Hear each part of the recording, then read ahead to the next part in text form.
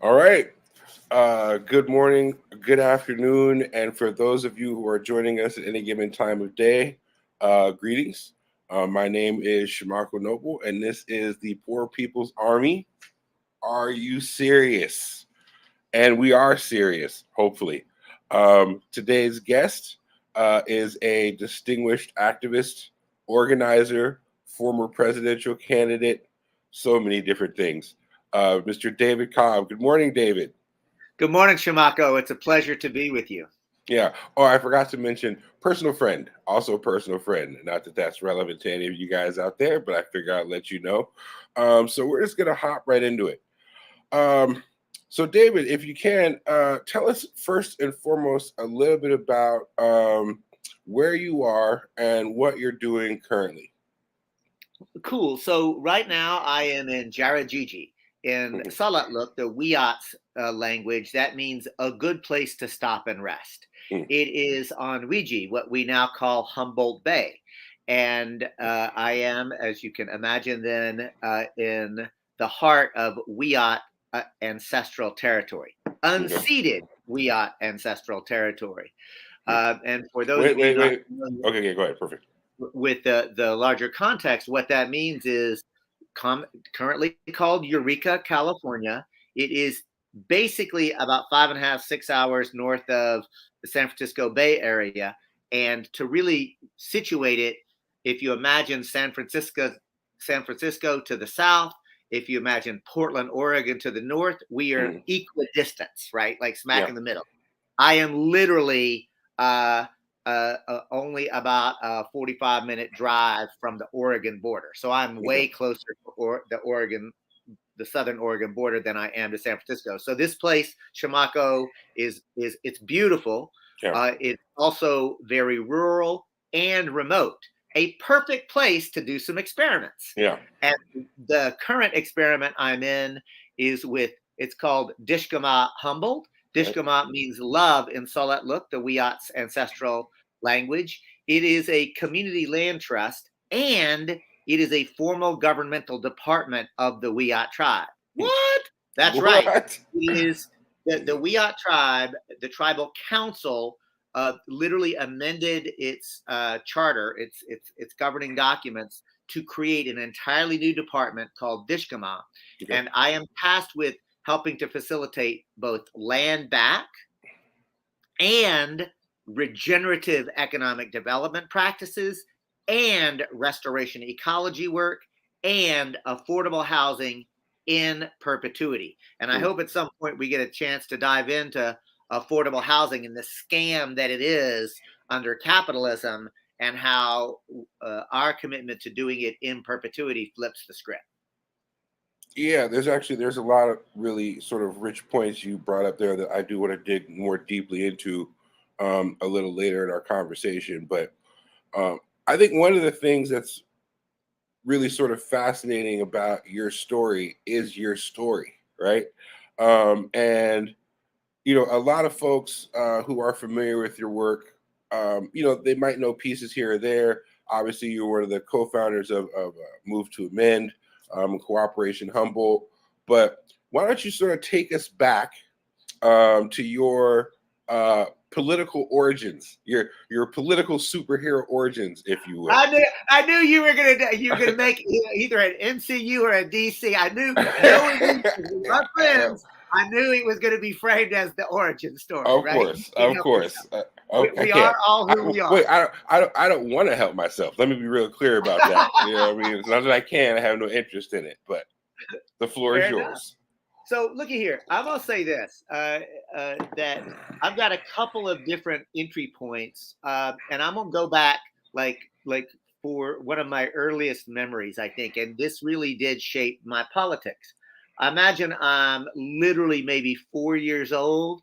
I am playing with a set of toys with me and my brother and my cousin Joe Michael. That's right, because I'm from the South, right? Like Yeah, many two of my first cousins names. have two Two first names, names. Yeah, the two first names. right. So and we're playing, and then an argument erupts. I'm pretty sure it was like a little Hot Wheels or something like that, right? But Yeah. what I definitely remember is my mama comes in to the room, And I remember because we're little and on the floor. So she comes in, towering giantess, right? But what she does is she crouches down, she lays hands on us, right? Gently and said, shh, hey, what's going on here? What's going on? And then quickly assesses, oh, I see. You're arguing and fussing over this toy. I see the problem. There's 3 of you and only one of them. And let's count together. We've done it. 1, 2, 3. So she gets us very smart, my mama. Yeah. She gets us collectivizing already. We're counting together, right? Right. Calms us down. And then she says, see, the problem is that there's 3 of you and only one of these. That's a problem. Oh, but look. And then she just reaches out and starts pulling in toys into the circle. And she says, I've seen you play with this. I've seen you play with this. I've seen you play with this. Look, there's so much here. Or if you all really, really, really want to play only with this one, then you just have to share. There's enough to go around as long as you share. And damn it, Shimako, that made sense to me as a 4-year-old boy. It makes sense to me as a 59-year-old man. There is enough to go around as long as we share.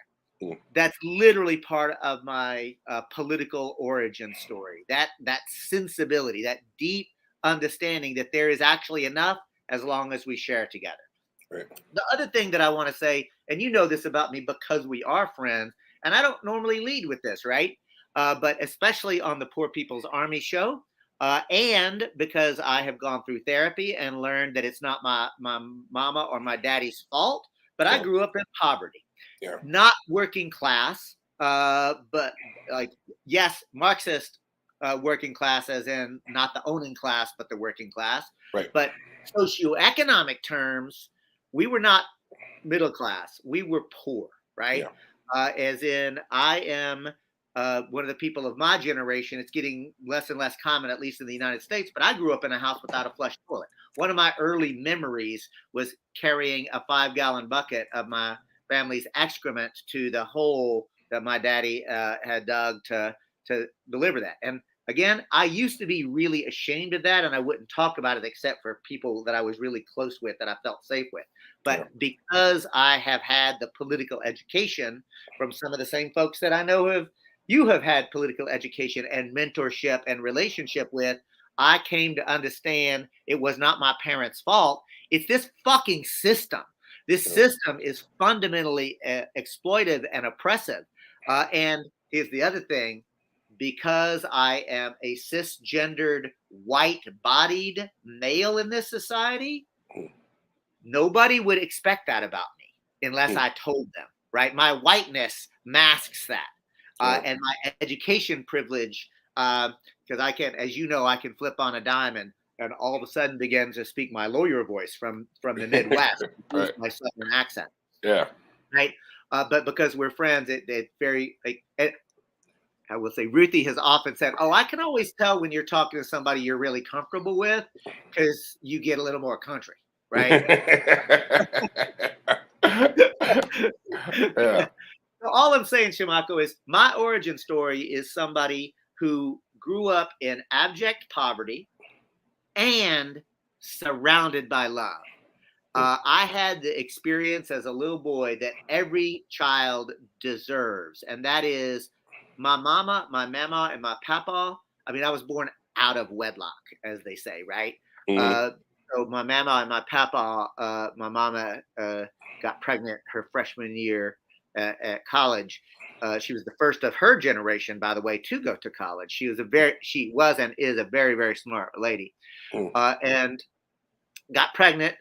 Went home, carried me to term, and so I spent the first several years of my life with mama, papa, and my mama. And here's what my earliest memories. I was loved. I was cherished. They made it very clear to me that I was wanted, that there was a place in the world for me, that I had gifts that I should offer, and that I should offer them appropriately. They did that kind of really good job of saying, you're loved. We want to hear from you, but don't do it in incorrect ways, right? Like they literally guided me into how to try to be the best version of myself. So, to me, that's also part of like, that's a great privilege. Like, what I've now discovered, and I know your viewers and your podcast listeners know, sadly, most people don't get that upbringing, Yeah. right? Like we don't have a society where that is incentivized, where that's modeled very often. So my original origin story is a place of love in my home, but an external place of exploitation and oppression as it relates to the economic system. I'm going to fast forward and really underscore, because I did say I am white bodied, I'm a cisgendered male. So I, as I was growing up, I bought the creation myth of this country of Mm. liberty, justice, and equality. And what I realized as I grew up and got educated was that that's a lie. That creation myth is a lie. And that lie was perpetuated by Mrs. Armstrong, my third grade teacher, and every other teacher I ever had. But Shamako, it's not the kind of lie that you normally think about, right? It's not, Mrs. Armstrong did not go to bed at night saying, "What? I can't wait for these little children come into my classroom. I'm going to fill their minds full of lies and propaganda." You assume she didn't. We don't know for certain. Well, I assume she didn't, because my lived experience is the overwhelming majority of teachers enter that profession for noble reasons. Right. They want to encourage children to become the best versions of themselves that they can be. See, the Right. problem is they teach the lie because they believe the lie, right? Like, until you have until one begins to achieve the consciousness of how the bigger society always works, that lie works. And you know why it works, Shamako? Because people want to live in liberty, justice, equality. I'll do you one better. People deserve to live in liberty, justice, and equality. And here's the kicker. Those are not, quote, American values. Those are human values. Because, yes, American children want and deserve liberty, justice, and equality. And so do Chinese children, and Senegalese children, and Mexican children, and Palestinian children, and Jewish children. Like, everybody wants and deserves that. So that lie works on us because it's something that we want and we cultivate. As I grew up, I realized that that was a lie, that my country was not some shining light on the hill that was filled with liberty, justice, democracy, and equality. And the lie that we would bring liberty, justice, and equality to the rest of the world. I learned that this government actually perpetuates exploitation, oppression, abuse, murder of mostly black and brown bodied people in order to steal their resources. Which brings me to the second origin story, the next stage of my development. I worked in construction for a couple of years. Understand, boy, this will make a young man old pretty quick. Get into college. I go to the University of Houston. This is in the mid 1980s. I graduated high school in 81. Couple of years college, couple of years of junior college. I'm a big fan of the junior college system, by the way, for working class people. It's a way to get up. Okay. All to say, I am now at my first year at a major public institution, the University of Houston, and I'll never forget it. It's the first week of class, and I see in front of the PG Huffman Hall a big, huge banner. It says, "End apartheid now." Yeah. And I know what apartheid is. I've heard about that, and I'd like to end it. Like, it's wrong.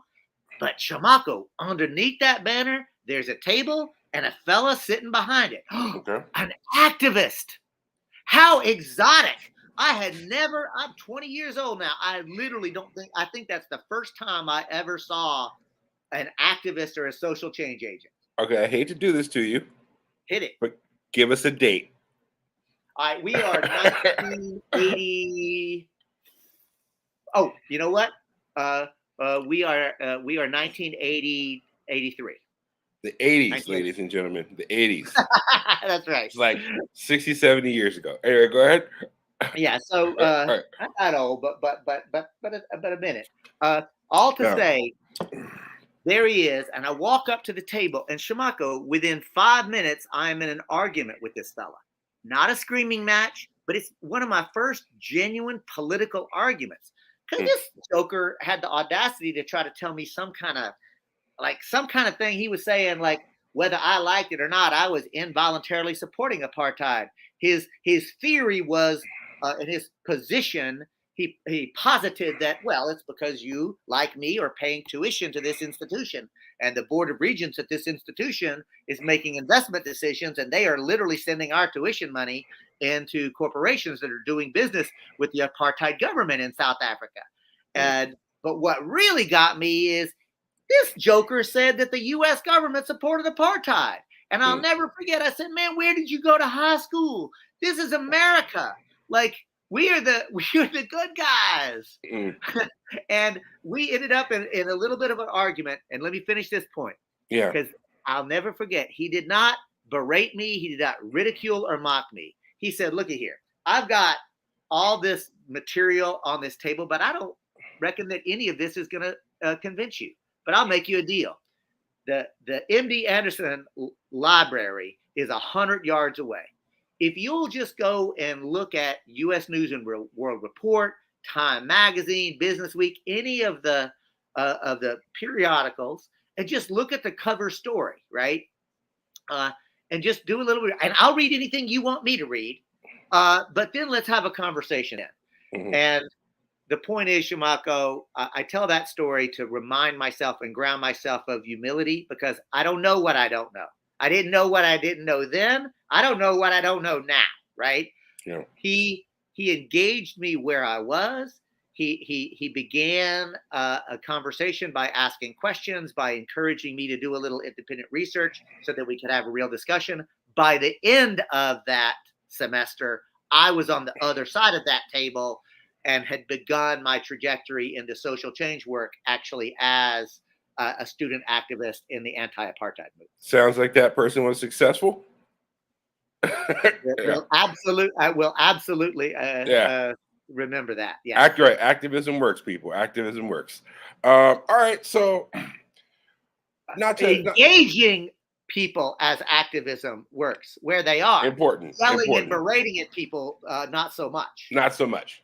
So we're gonna flash forward ahead a bit, because some people may or may not know this about you if they're familiar with you, but you actually did some time as a successful corporate lawyer, and at one point made a decision to go in a different direction.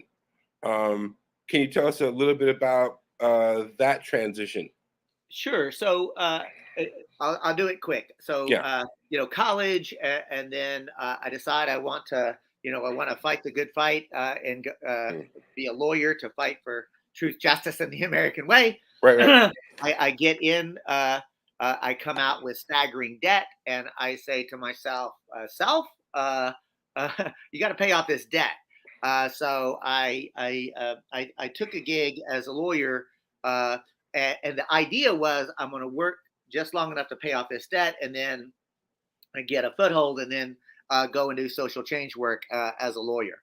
As I begin, but I keep doing activism on the side, right? So very active in the living wage struggle. For those of you old enough to remember the big, huge Teamster strike against UPS, my brother was a Teamster, and I literally was doing work with the Teamsters off to the side. I was doing all this, like I was doing activism like a side hustle, Shimako, an unpaid side hustle, right?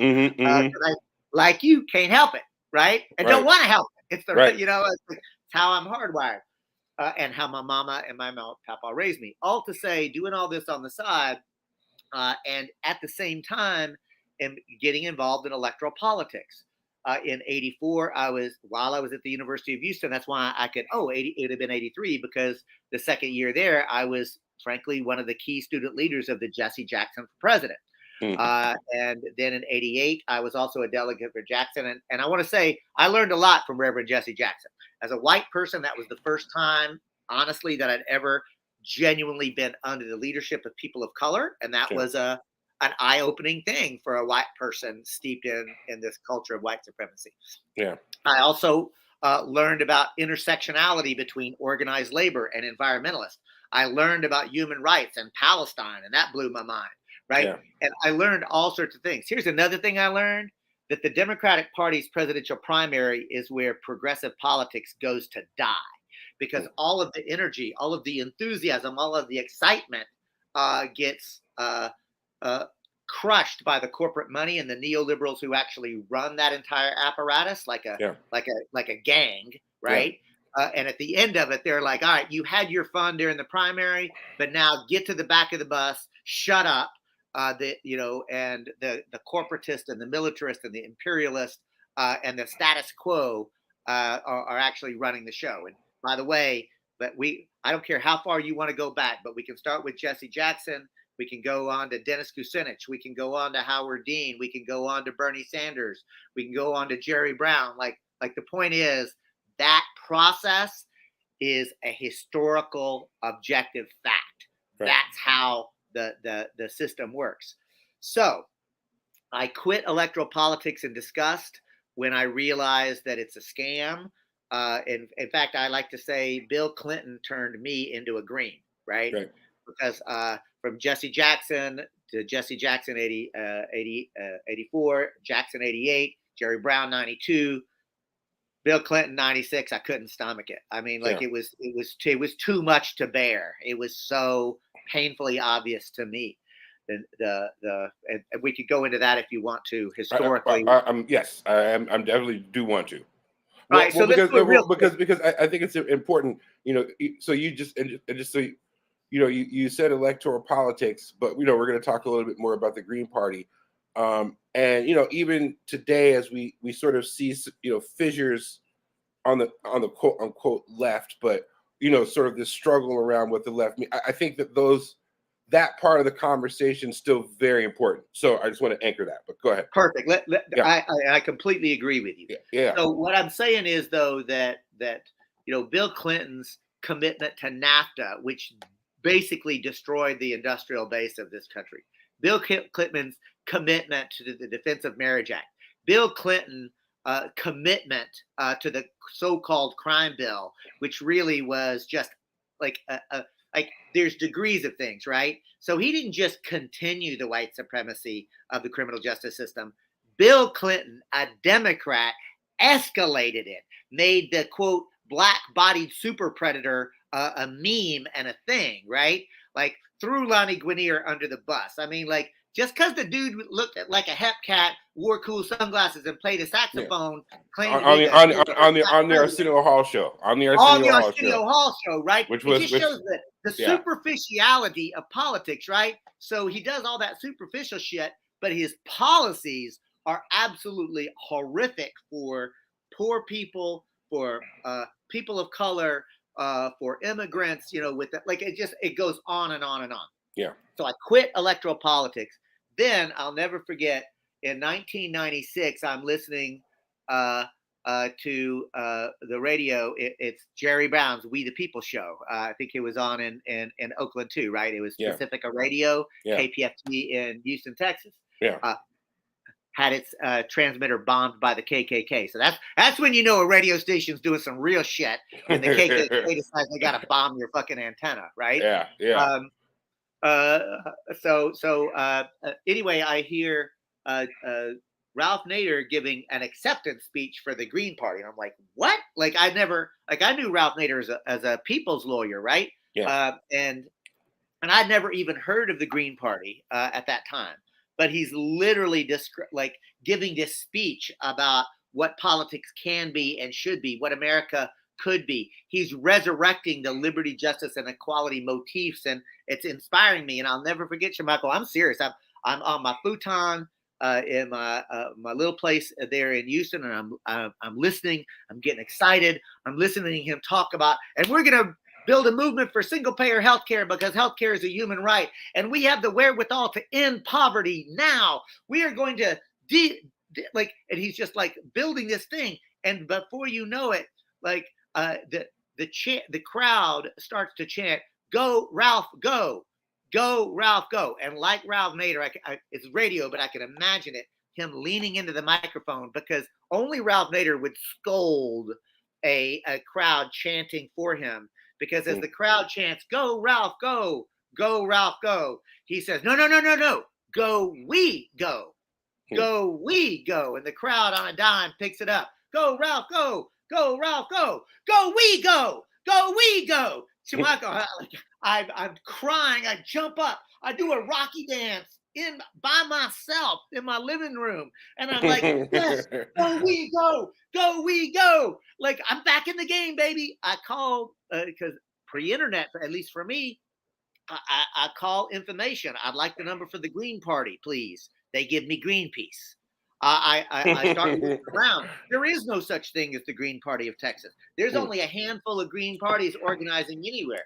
Like here in California, folks, it was one of the very first Green parties, but it only came on so. There's a whole trajectory of the Green movement and the Green Party and the challenges of doing electoral politics in the system. All to say, that moment led me into the creation of one of the co-founders of the Green Party of Texas. Mm-hmm. I then went on, and I told you I was going to get to the point. So I helped to co-found the Green Party of Texas. And then in 2000, when Ralph runs a full-throttled campaign, and by the way, in '99, I'm at the WTO protest. I'm still doing lawyer work, but my side hustle of activism is taking way more time. Yeah. Cut to the chase. 1999. We at the very beginning, 2000. Ralph announces he's going to seek and run a full throttle campaign for president. I go to my managing partner at the law firm. I haven't yet vested my retirement. I'm not ready. I'm still imagining I'm about 3 to 5 years out before I get as financially situated as I want to be. Yeah. I asked for leave of absence to manage Ralph Nader's campaign in Texas. Yeah. Which was a great honor. Like Ralph Nader has more influence on me than anybody I'm not related to, right? I became a lawyer because of Ralph Nader and Atticus Finch. Atticus Finch is a fictional character in To Kill a Mockingbird, right? Ralph Nader's a real live human being. Never met the guy, but he was an inspiration. He asked me to manage his presidential campaign in the state of Texas, go to my managing attorney, ask for a leave of absence. I fully expect to get it. Why? Because literally just a couple of months earlier, a colleague, another associate attorney, had asked for and received a leave of absence to run for Congress as a Democrat. Just 2 years earlier, another colleague had asked for and gotten a leave of absence to run for district judge as a Republican. I asked to get a leave of absence to manage Ralph Nader's presidential campaign as a Green. No way, they said. You are absolutely denied. You may not do that. Texas is a right to work state. I ain't got no right to do anything. I go home. I am dejected. I am heartbroken. And I'll never forget my wife at the time, Nathalie Paravicini, a French woman grew up in Venezuela. She looked me right in the eye, Shamako. She saw how I was feeling, and she said, "Tweet." Now that's my bad French accent of her saying, "Wait, what? Did you say quit?" Quit. She said, "Quit." Yeah. Tweet. She said, "I can." And now I'll stop the bad accent. It was pretty bad. It's pretty bad. Yeah, it was pretty bad. Yeah. I got other skills, but that ain't one. That ain't but she said, "Look, it's just money. It's just a job. We'll get through this. Like, this really matters to you. It matters to me. Like, don't let them crush this dream." And Shamako, here I am. I'm in my mid-30s by this point, right? And it really had never occurred to me that one could say it's just money, right? Because the idea of money as security was also still a great, because that's the thing. Everything is a process. I'm still learning, right? I learned at 4 years old. I learned at 20 years old. I'm telling you this story at 30 years old. You have taught me some things. You've seen some learning experiences with me that, I'm not particularly proud of even, right? Like, I'm just saying, I learned. And one thing about me, I'll admit my mistakes when I think I've actually made one, and I'll try to learn from them and do better. Yeah. I reckon I'll still make mistakes, right? Yeah. Like, if you're not engaged in real work, you're probably not. Like, if you're not really making mistakes, you're probably not really doing real work. Right.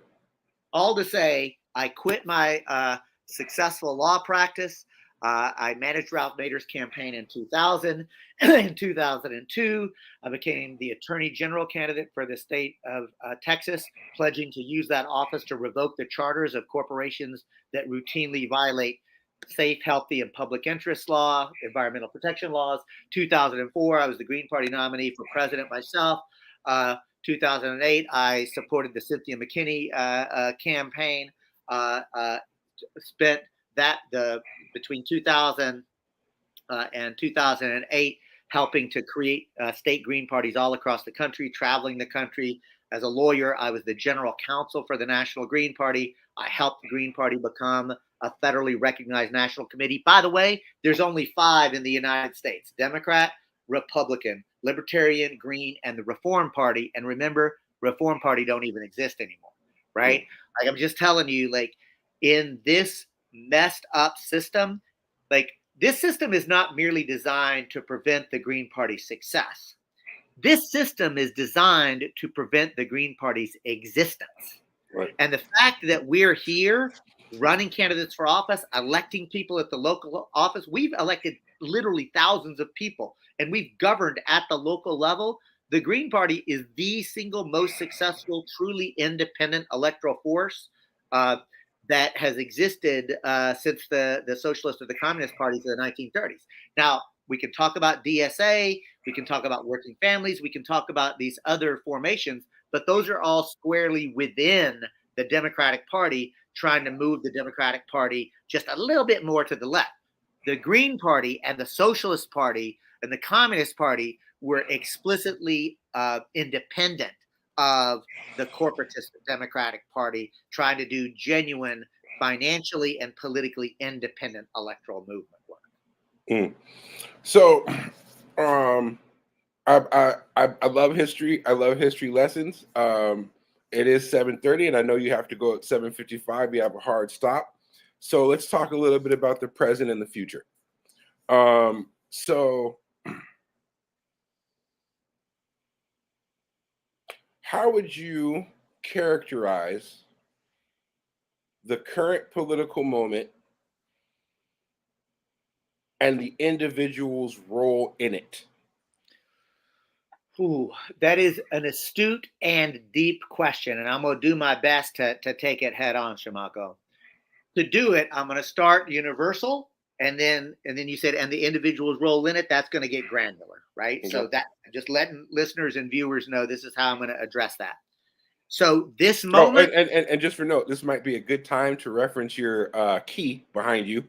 Your guide behind you. Can't forget about that. It's right there. Yeah. Okay. So what you're looking at is I was given a presentation trying to explain our current situation. And I said, you have to understand our current social, political, and economic institutions are fundamentally based on power over, domination, extraction, and oppression.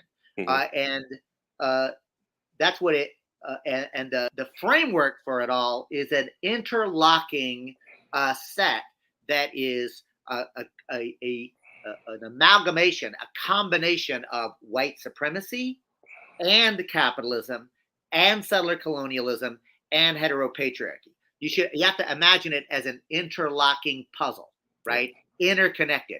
And somebody literally just said, "Oh, like this." And they just drew this up while I was talking. And I was like, yes, like that. And I kept going. And what we want to do is deconstruct this and create an explicitly anti-racist, an explicitly solidarity economy, explicitly da-da-da. And at the end of it, I looked at that and I was like, that's pretty good. And I took it, right? And so I keep it just because I love it. That's a t-shirt. Right? That's a t-shirt right there. Yeah. So look at here. To answer your question, where we are, like, we're both students of history, right? I think, like, it cannot be overstated. We are in a profound, pregnant moment in history. This is, I'm going to quote Antonio Gramsci, the great Italian Marxist, who in the 1930s, in a very similar moment, said, in essence, the old world is dying. The new world is still struggling to be born. Yeah. during this interregnum or this interstitial space or this during this moment of tension around this, now is the time of monsters. And by that, he meant Mussolini and Hitler and fascism. Mm. Shimako, we are in a time of monsters. And I'm going to actually describe like the 1930s. Why did it happen? Did all of a sudden Germany wake up a bunch of anti-Semitic, racist, warmongering, crazed humans? No. The 1930s was a time where the entire global north, anyway, but most of the world dominant economic system was going from an agrarian society to an industrial society. And so the political economy was restructuring itself. It was a time of revolution, right? That's literally, we as students of Marx understand that, like how goods and services are both created and produced and distributed. That is the political economy, and who makes the decisions on that, right? Like we don't normally in this society, we're never taught to think about economics that way. But really, economics from the Attic Greek, it just means, break it down, the home, and the nomics is the study of or the management of. So literally, all economics means is the management of the household, right? Mm-hmm. And we're talking about a regional household or a national household. National economics is just how we're managing our home and how's everybody doing. To cut to the chase, the agrarian society to an industrial one, fascism it's not just totalitarianism. It's not just some white supremacist cop, murdering a black or brown skinned person, right? Like that's horrific. That's clearly a level of just terrorism based on skin color. But that alone is not fascism. Fascism is a political economy. Remember that Benito Mussolini, the great Italian fascist philosopher, said fascism, more properly understood, should be called corporatism because it merges the industrial might of our corporations with the military might of our nation state. And remember, he thought that was a good thing. The whole point is fascism is a way to organize all of society. White supremacy is a way to organize society, but white supremacy can exist under feudalism, it can exist under mercantilism, it can exist under industrialism, it can exist under fascism. The words have meanings. And I used to be the kind of person, Shimako, that would say to people, when a white cop would murder a black or brown person, that's fascist. Or some, racist ass person would make an anti-immigrant statement. That's fascist. And I would say, no, that's racist. It's horrific. It's any number of things. But fascism has it's a powerful word. You shouldn't just use it willy-nilly. Now, Shimako, I shout the F word from the rooftops. And no, I'm not trying to get us in trouble. Fascism is the F word, right? Fascism is emerging now because the old world is dying. From an agrarian society to an industrial society, the new society based on robotics, automation, technology is literally restructuring society. Remember that industrial capitalism, even finance capitalism, always required the extraction of the surplus value of a worker's labor. But with automation, technology, robotics, they need fewer and fewer and fewer workers. Yeah. Normally, we would say, well, that's a good thing, right? More free time, more. No, because the capitalists own the means of production. All we own is our labor that we have to sell on the open market.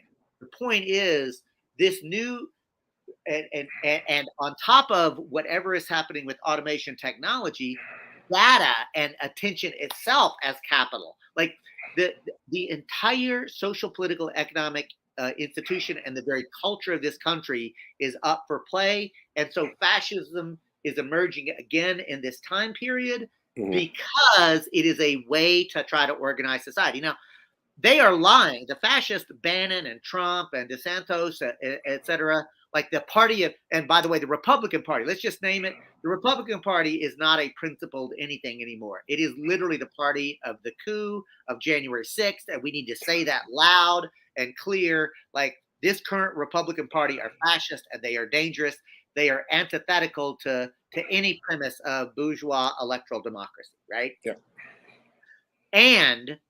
And so we have to defeat fascism while we do not allow the neoliberal Democratic Party to contain the contours of what world we're demanding, right? Mhm. Like my dreams cannot fit on the Democratic Party's policy statement because my dream is a truly democratic, an ecologically just, uh, racially just. Like we have to restructure the entire political economy, and the Democratic Party are capitalist.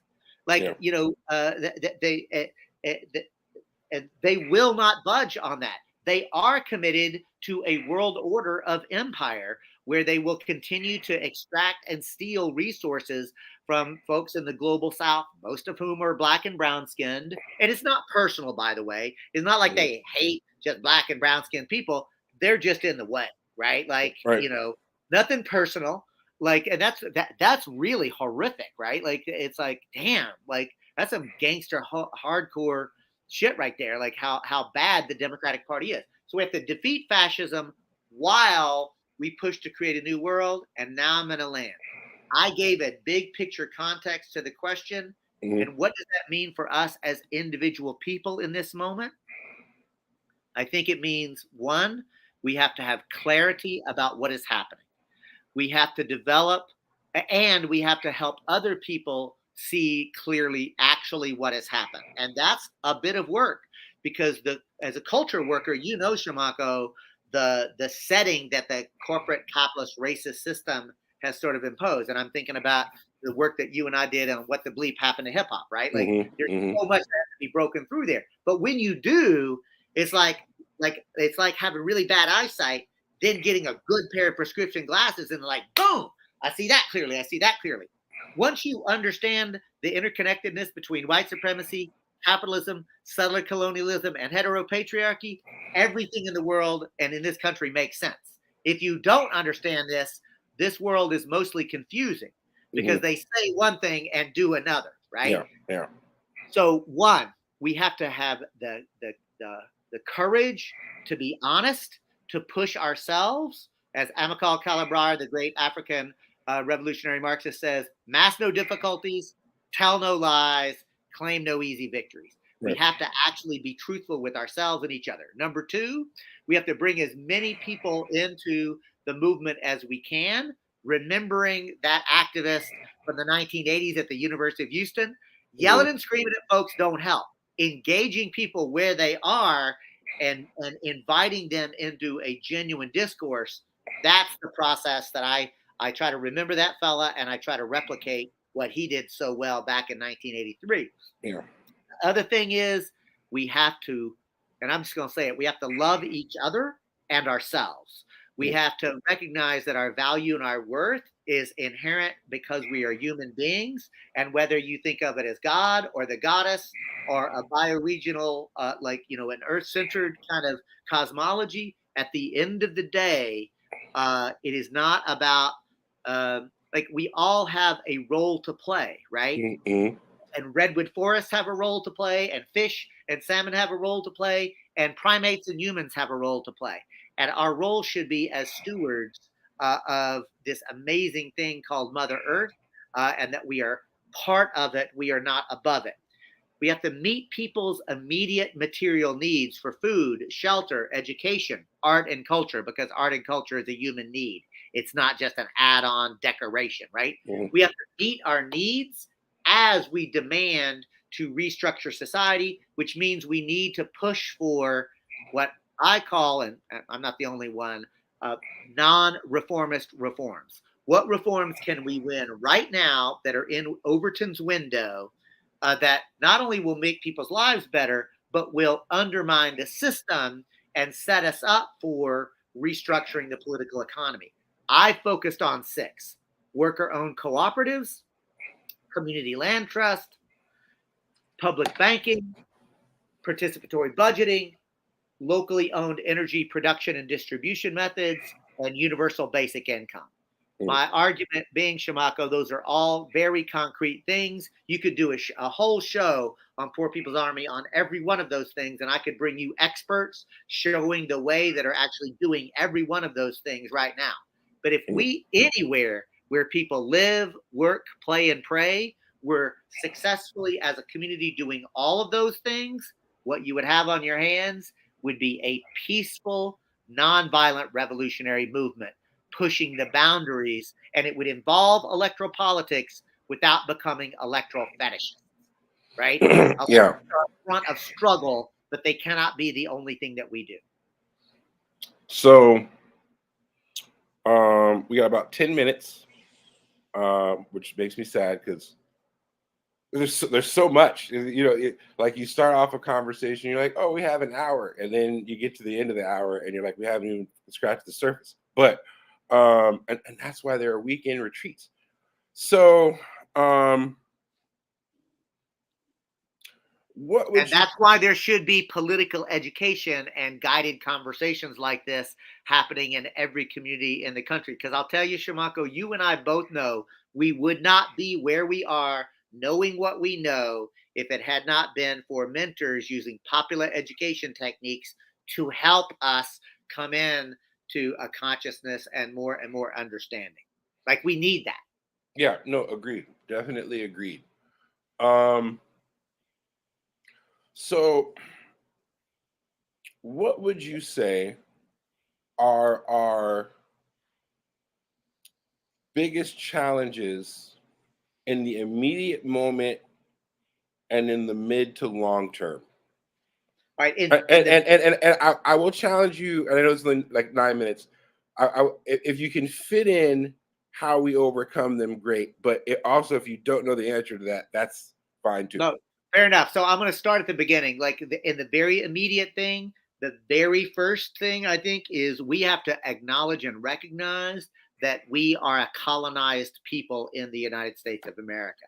And that does not mean merely that the limits of what in the material world is available to us, although that is part of it.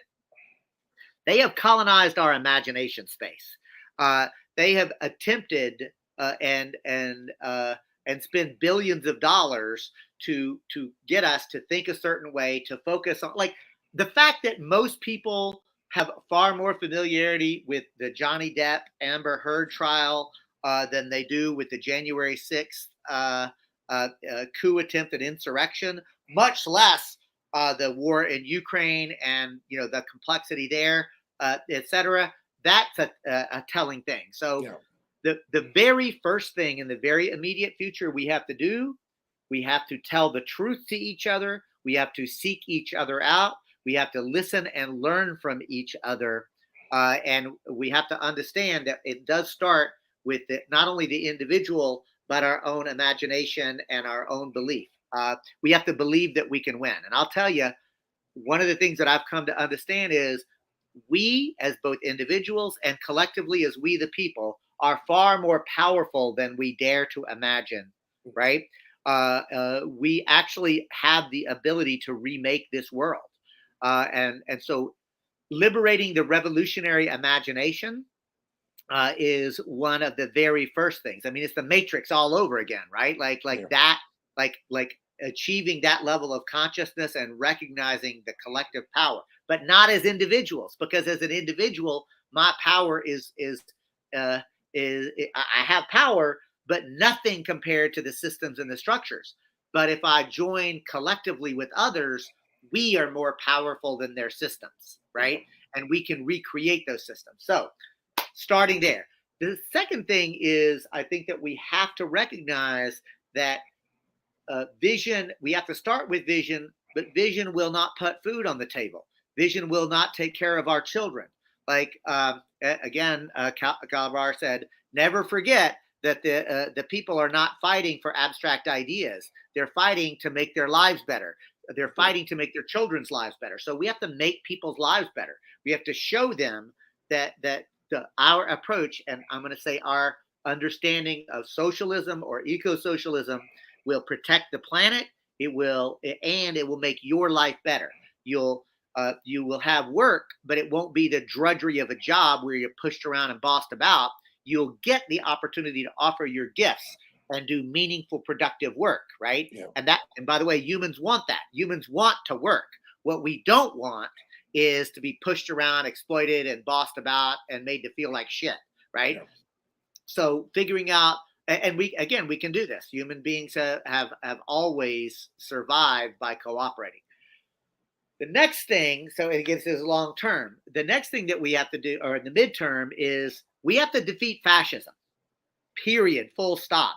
This moment is wrought with peril. We have to defeat fascism, and that will include, but not be limited to, the ballot box. But my friend, we have to be clear about the fact that the Democratic Party as a party does not have any plan for actually how to defeat fascism. Even if you don't elect Trump, the neoliberal or DeSantis or any of the others that are coming up, the neoliberal policies are what created the conditions that allowed fascism to grow. So to truly defeat fascism, we have to create a social, political, economic system and culture where the seeds of frustration and anger and hate cannot flourish, right? Yeah. I don't see the Democratic Party ever being able to deliver that. So that's why we have to defeat fascism. We have to engage electoral politics appropriately and intelligently, but more importantly, we have to create new systems that actually meet people's material needs. Yeah. Wow. All right. So we have 4 minutes remaining. I want to respect your time. We really appreciate having you on. It's funny. I do these shows, and I'm talking to people that I talk to on a pretty regular basis, and still, when I walk away from these conversations, I'm sort of left reflecting. Um, so I'm. We may bring you back on again within the next couple of months. But any sort of final notes, things to promote, things you want to let people know about? Well, thank you for that. Websites. Yeah, one, check out Dishkema Humboldt Community Land Trust as a model. Check out Cooperation Jackson, Community Movement Builders, Cooperation Vermont, Cooperation Humboldt. There's a whole there are lots of examples of folks who are actually doing it that's at the local level. I'm going to pitch to you, Shamako, and Poor People's Army, a couple of those folks to come onto your program to do deep dives at local levels. The other thing, and I'm not being sycophantic with you right now, to your listeners and viewers, I want to say, support the Poor People's Army. Yeah. The Poor People's Army is a collection. Oh, by the way, David, I'm expecting you to get a shirt, but go ahead. Oh, absolutely, man. No, I'm all about it. You know that. I love the shirt. Of course. But the Poor People's Army is poor people organizing for themselves, about themselves, right? I think it's really important that we support examples of constituencies coming together to advocate for themselves that have a truly collective understanding of restructuring society. If just poor people organize for themselves, and if just Black folks organize for themselves, and if just immigrants organize for themselves, and just women organize for themselves, this is how the neoliberals play the identity politics game, right? They throw a bone here and there, right? But the overall structures continue. What I like about the Poor People's Army is we are centering poverty because that's our lived experience. And as poor people, we're going to advocate for poor people, and we are going to advocate for the dismantling and abolition of white supremacy. We are going to advocate and work for the dismantling of the imperialist U.S. foreign policy. There is an understanding that we have to win it all if we're going to win anything. Because that's the last thing that I want to say. In this moment, the old ways of activism of the 70s and even the 80s and the 90s don't work anymore. It's not because organized labor or activists are not working hard, are not trying. It's because the whole systems are shifting and changing, and the old tactics no longer work. We have to embrace, we need to restructure the entire society, because if we don't do that, we can't win anything. And I'm going to end it with this. In this moment, we have the potential and the possibility to win an entirely new world. But if we don't win an entirely new world, we're not going to win anything. I mean, we're getting a new world one way or the other. Exactly. It's just a question of it's going to be one we thrive in, or one in which we're getting marched off to camps. All right, so David, I want to thank you very much for your time, and thank you, folks, for joining us. Again, this will be available on my Twitter, on the Poor People's Army Twitter, the Poor People's Army Facebook page, and YouTube page. And with that, we will close out. David, thank you again for your time. Peace, everybody. Peace.